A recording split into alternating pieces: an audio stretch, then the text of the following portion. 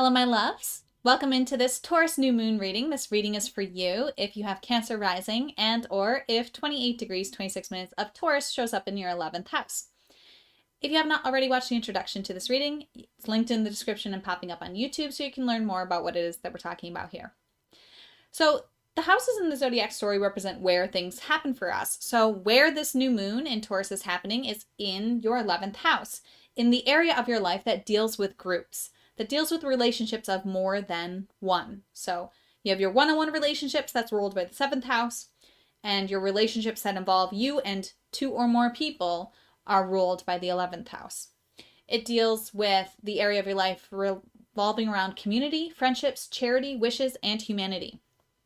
So, ruled by the 11th sign of the zodiac, which is Aquarius. So that's another energy that we have present here in the 11th house.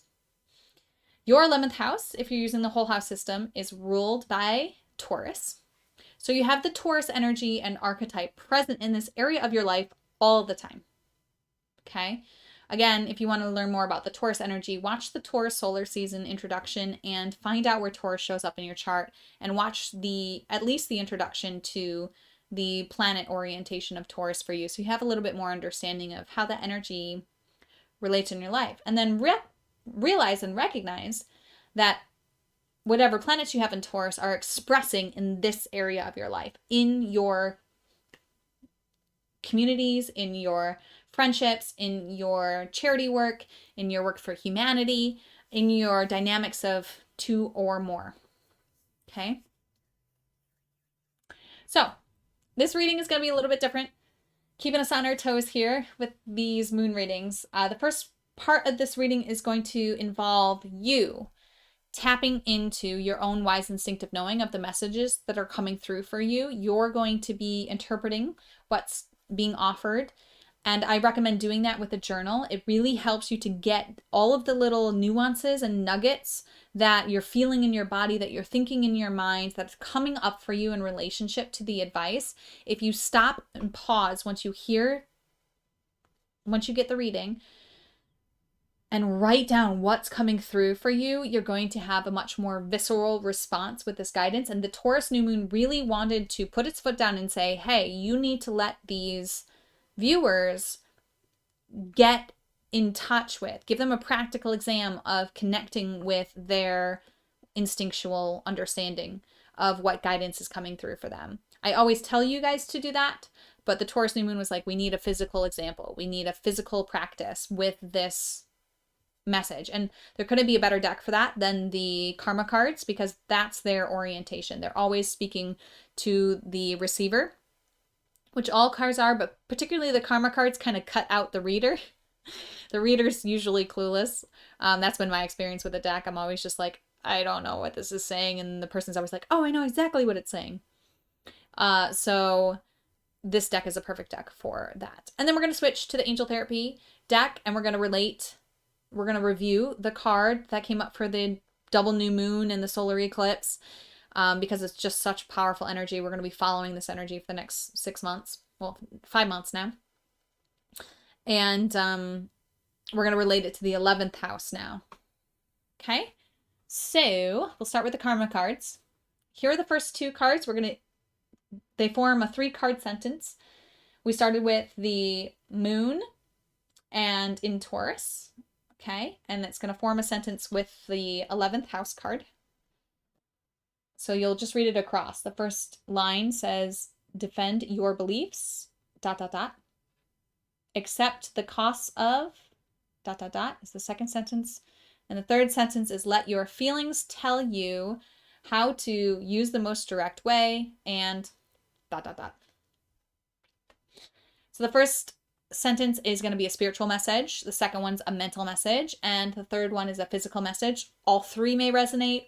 1 or 2 may also just resonate with you. So again, pause after each moment of resonance and journal about what is coming up for you so that you can get a tangible, physical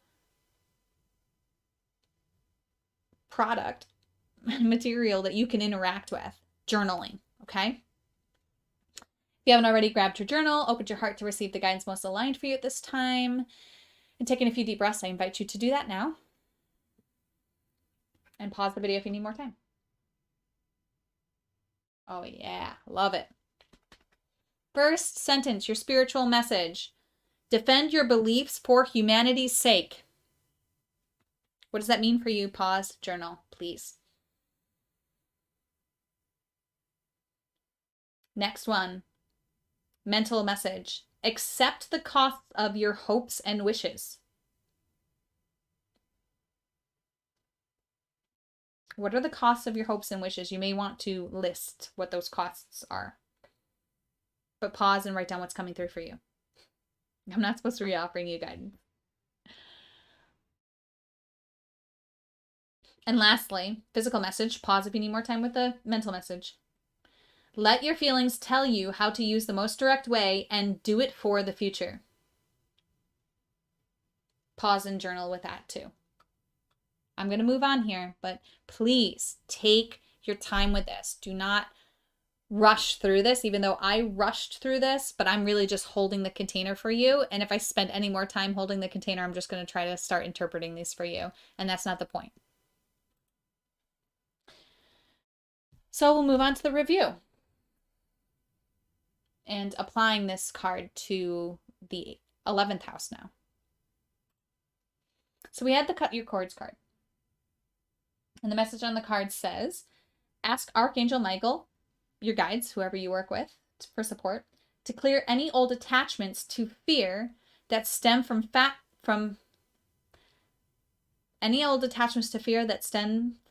relationships, freeing you from destructive patterns.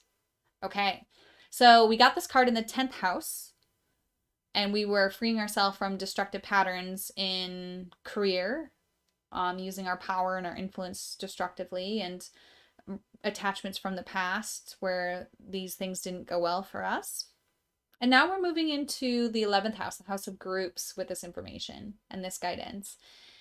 And again, we want to relate this to the human condition content because the solar eclipse really came in strong with this. It's time to talk about this. Humanity needs to know this. Let's get this information and content out. So I'm going to relate it to the 11th house first, and then we'll bring in the human condition content. That's my guidance. So you may have had traumatic experiences with groups in the past, from this life, from past lives, and it could be holding you back from engaging in community in ways that are meaningful to you, in ways that feel good and right to you. There's so many things that this content has offered me, but one of the most exciting for me personally has been the hope that it has given me for collaborative endeavors. I've wanted to work collaboratively and in groups for 8 years now. I've really been focused on that. And every time I get into a group dynamic, it just seems like it's just not gonna work. Like there's just something in the way. I've been known to sabotage groups that I've been in, and I'm going to talk about that in a little bit. And it's just this energy of like, how can we do this? We're all so broken. We're all so used to not collaborating and competing, and there's just so much human stuff going on in this group dynamic that's keeping us from like our mission, what we're coming together as a group to do. So what the human condition understanding really excitingly offers in group dynamics is when everyone in the group dynamic understands how they are acting out of their own wounding, especially in relationship to this content, and they come into the group understanding that they have some habits and some tendencies that are not conducive to collaboration and group orientation, and they're checking themselves for that, then the groups can be successful. And it sounds like you're checking yourself for that with this Cut Your Cords card.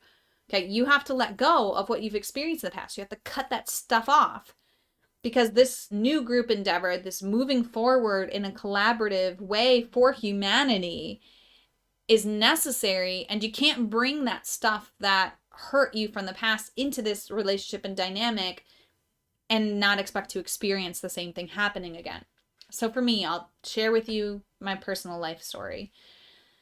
I, in group dynamics, will get manipulative, greedy, destructive toward the group if I feel that usually I'm working in groups with my partner at the time.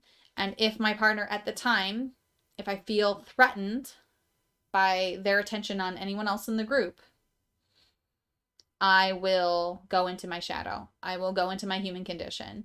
I will go into childhood Paige, who didn't understand why she wasn't getting unconditional love and attention and focus from her family, and why she had to compete with her sister for attention when she was worthy of all the attention just of herself. And her sister was worthy of all the attention just of herself too.